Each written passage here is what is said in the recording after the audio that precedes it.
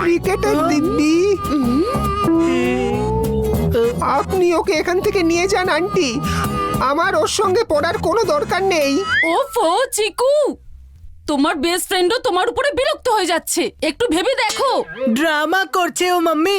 আর এমনিতেও আমি এখানে পড়তে চাই না, আমি লাইব্রেরিতে গিয়ে পড়বো, একটু শান্তি তো পাবো ওখানে। যা খুশি করো, যেখানে পারো যাও, যেভাবে হোক যাও, শুধু আমার মাথাটা গরম করিও না। মাম্মি প্লিজ তুমি এখানে 5 মিনিট দাঁড়াবে? আমার একটা বুক হোম স্টাডির জন্য চাই। আমি গিয়ে ওটা নিয়ে আসছি, আর তুমি ওটাকে বাড়িতে নিয়ে যেও। ঠিক আছে, তাড়াতাড়ি যাও, আমার ঘরে অনেক কাজ আছে। এই তো এক্ষুনি যাবো আর চলে আসবো মাম্মি। তাড়াতাড়ি আমাকে পূজা ম্যামকে খুঁজতে হবে, ওনার সাথে মাম্মির দেখা করাতে হবে। তারপর পূজা ম্যাম আমার ব্যাপারে মাম্মিকে ভালো ভালো কথা বলবেন, তারপর আমি সমস্ত ক্যান্সেল জিনিসপত্র পেয়ে যাব। ও নো, লোকজন এত বইপত্র কেন পড়ে, তাও নিজেদের মুখ লুকিয়ে লুকিয়ে। পূজা ম্যাম কোথায় আছেন আপনি? মনে হচ্ছে উনি পূজা ম্যাম, কিন্তু কনফার্ম করতে হবে, না হলে আমি রিটায়ার্ড হার্ট হয়ে যাব।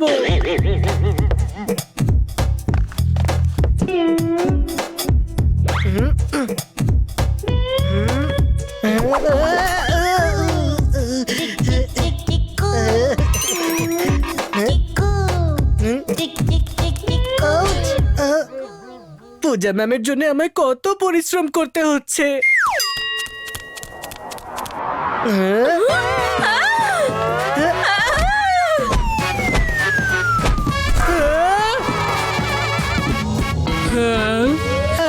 Sorry sorry. হ্যালো, আমি হলাম বান্টি। মনে হয় তুমি ভুল নম্বরে ফোন করেছো, এটা তো পূজা ম্যামের নাম্বার নয়। পূজা ম্যামের ব্যাপারে আরো জানতে হলে দয়া করে যোগাযোগ করো বান্টি দ্য গ্রেটের সাথে, ঠিক আছে? বন্টি তুই এখানে কি করছিস? আর পূজা ম্যামের ব্যাপারে আমি তোকেই বা কেন জিজ্ঞেস করব? ফেসে গেছিস তো আমার জালে। এখানে পূজা ম্যাম আসছেন না, আমি তোকে গোল গোল ঘোরাচ্ছি খালি। কে করেছে এইসব? শান্ত জায়গাটা অশান্ত বানিয়ে দিল। আমি কিছু করিনি ম্যাম, আমি তো এখানে চুপচাপ পড়ছিলাম। এই দেখেছি ম্যাম, এরকম ছেলেদের ব্যাপারে না তার মাম্মির কাছে কমপ্লেন করা উচিত। কোথায় তোমার মাম্মি? আমি এক্ষুনি তার কাছে তোমার নামে কমপ্লেন করব। সরি ম্যাম, পরের বার থেকে আমি এই বিষয়টা খেয়াল রাখবো। আর আমার মাম্মি তো এখানে নেইও, যদি মাম্মি জানতে পেরে যান তাহলে তো আমার অবস্থা খারাপ হয়ে যাবে। আবার মিথ্যে কথা বলছে ম্যাডাম। বেটা বন্টি, আমার সমস্ত ফিল্ডিং খারাপ করছিস তুই, আমার সমস্ত শটসকে জিরোতে কনভার্ট করছিস। ম্যাডাম ওই যে ওর মাম্মি। ও কি আপনার ছেলে? আবারও কি করলো? ও পুরো লাইব্রেরির সবাইকে অতিষ্ঠ করে দিয়েছে। যান, বাড়িতে নিয়ে গিয়ে ছেলেকে কিছু শেখান। যথেষ্ট হয়েছে চিকু, এবার পরিচিতরা তো সবাই তোমার কমপ্লেন করতোই, এবার তো অপরিচিতরাও তোমার কমপ্লেন করছে। কি করি?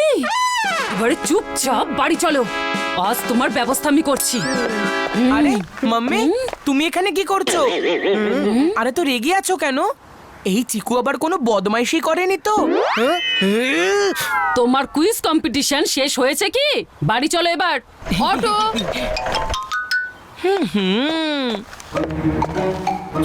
মাম্মি, তোমার সিরিয়ালের সময় হয়ে গেছে, আর তোমার তো চিকুকে বকারও রয়েছে না।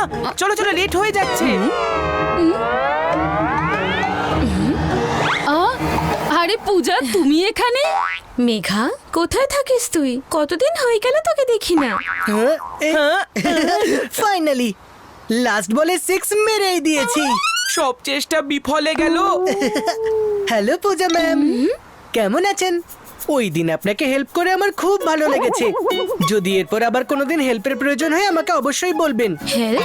তুমি আমাকে কখন হেল্প করেছো? ম্যাম, ওই দিন আপনি স্কুলের পর আমাকে দাঁড়াতে বলেছিলেন আপনার নোটস, বুকস আর ফাইলসের কাজের জন্য। চিকু, তুমি আমাকে কোনো হেল্প করোনি, ওটা তোমার বদমাইশির জন্য তোমায় পানিশমেন্ট দেওয়া হয়েছিল। মেঘা, চিকুর বদমাইশির জন্য স্কুলের সবাই হয়রান হয়ে গেছে। সব টিচাররা ওকে নিয়ে কমপ্লেন করে। দেখলে মাম্মি, আমি তোমাকে বলছিলাম না যে স্কুলের সব টিচাররা চিকুর বিষয়ে কমপ্লেন করে। বান্টি, তুমি চিকুর কথা কি বলছো? তোমার নামেও কিন্তু অনেক কমপ্লেন আছে। কালকেই তো ওর ক্লাস টিচার বলছিল যে বান্টির সব নোটবুক ইনকমপ্লিট রয়েছে, ও কোনো হোমওয়ার্কই করে না। মেঘা, তোকে কিন্তু ওদের উপর নজর রাখতে হবে, না হলে কিন্তু ছেলে দুটো একদম বাজে হয়ে যাবে।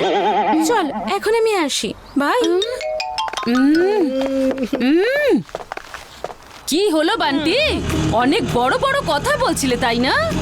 আজ থেকে তোমার খেলা বন্ধ, ডান্স বন্ধ, আর নতুন জুতো ক্যান্সেল, আর হেডফোনসের কথা তো বলবেই না। এই চিকুর জন্য আমারও ক্ষতি হয়ে গেল। এবারে তোমরা দুজন দিন রাত একটাই কাজ করবে, সেটা পড়াশোনা।